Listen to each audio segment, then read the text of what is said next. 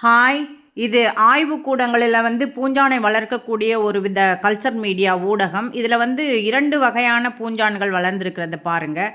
பூஞ்சான்கள் என்று சொன்னாலும் சரி, அவைகள் வெவ்வேறு தன்மை கொண்டதாக தான் இருக்கும். எப்படி மனிதர்களில் நம்ம மனிதர்கள் என்றாலும் வெவ்வேறு ஒவ்வொருவரும் ஒரு விதமான கேரக்டர்ஸ் இருக்கும். அந்த மாதிரி இந்த பூஞ்சான்களுக்குமே ஒவ்வொரு கேரக்டர்ஸ் இருக்கும். வெளி தோற்றத்துலேயும் சரி, அவைகள் நோய் உண்டு பண்ணக்கூடிய கேரக்டர்லையும் சரி, அவைகளுக்கு வெவ்வேறு வகையான பண்புகள் இருக்கும். இங்கே பாருங்கள், இந்த பூஞ்சான் நல்லா பஞ்சு போல் இருக்குது.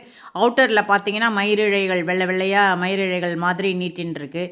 இந்த பூஞ்சானை பார்த்தீங்கன்னா உங்களுக்கு அதே மாதிரி வெளியில் இருந்தாலும், ஆனால் கரெக்டாக பாருங்கள், அந்த வெளியில் இப்போ திடமான அந்த வெள்ளை கலர் இருக்குது பாருங்கள். இதில் இருக்கிறது மாதிரி அந்த மேல் உள்ள அந்த சென்டரில் உள்ள அந்த கலர் இந்த வெள்ளை பூஞ்சானில் இல்லை பாருங்கள். அந்த ப்ரௌன் கலர் மேலே உள்ள ப்ரௌன் கலர் சென்டர் உள்ள பூஞ்சான்களுக்கு நடுவில் இன்னொரு பஞ்சு வெள்ளையாக தெரியுது பாருங்கள், பஞ்சு மாதிரி.